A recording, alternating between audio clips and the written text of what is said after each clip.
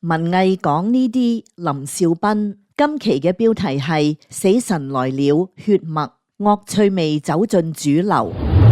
有人認為死神來了 Final Destination 係商業爛片，覺得佢誇張同缺乏邏輯。但係過咗25年嘅洗禮之後，我認為佢已經發展成一種行為藝術，讓觀眾居安思危或者感嘆閻王要你3更死，誰能留你到5更？呢一個系列喺2000年誕生，喺當時以殺人魔砍殺為主流嘅青少年恐怖片裏邊，帶嚟咗令人耳目一新嘅創意。佢冇具體嘅殺人兇手，取而代之嘅係一股無形嘅力量——死神。呢一個徹底顛覆咗傳統恐怖電影嘅公式。系列嘅核心在於描繪死神係點樣追殺嗰啲原本應該死喺大型災難裏邊，但係因為預知或者偶然而幸存落嚟嘅人。死神嘅手段絕對唔係簡單粗暴，而係一場場經過精密安排嘅行為藝術。花咗25年時間，呢一個系列將惡趣味十足嘅死亡設計推到主流，每集嘅票房亦相當唔錯。第6集喺美國第一個星期尾嘅票房收5100萬美元，刷新呢一個系列最高嘅開畫紀錄。全球票房超過1億美元，但係製作費就少過5000萬美元。喺電影業市道低迷嘅情況下，成為咗靈丹妙藥，相信會長拍長有。呢一個系列有一套自己運行嘅公式，例如總係從一場大型災難開場，幸存者會依照原本應該死嘅順序被死神收割，死亡過程充滿咗精巧嘅骨牌效應，一個睇似係無關緊要嘅小細節，能夠引發一連串意想不到嘅連鎖反應，最終導向致命結局。死神甚至會故意留下線索，俾啲角色同觀眾似是而非嘅預警，有時仲會假裝俾出希望，等啲角色以為逃過一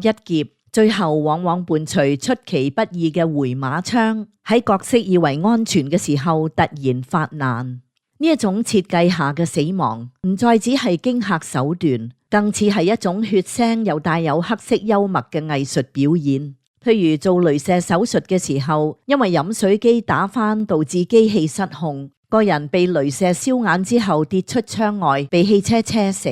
又譬如逛街嘅時候，被飛出嚟嘅割草機石頭爆頭。又有喺針灸時候，因為一系列嘅巧合導致火災，最後被跌落嚟嘅佛像砸爛頭部。呢啲死亡嘅過程極度誇張，充滿巧合，展現咗死神玩弄獵物嘅惡趣味。雖然有評論認為最新一集嘅真實感不足，喜劇元素可能稀釋咗恐懼感，但係佢首創血緣連坐法依然具娛樂性。例如踩到玻璃碎片之後被啟動嘅割草機搞爛頭部，掉入垃圾車被壓扁，喺核磁共振室嘅連環慘死都可以話係創新血腥惡趣味嘅代表。今集將死亡機關 show 發展到極致，對死亡過程本身嘅呈現同藝術化嘅處理手法，使到佢喺恐怖片類型裏邊獨樹一格。恐怖唔只係來自殺戮者，更可以來自環境、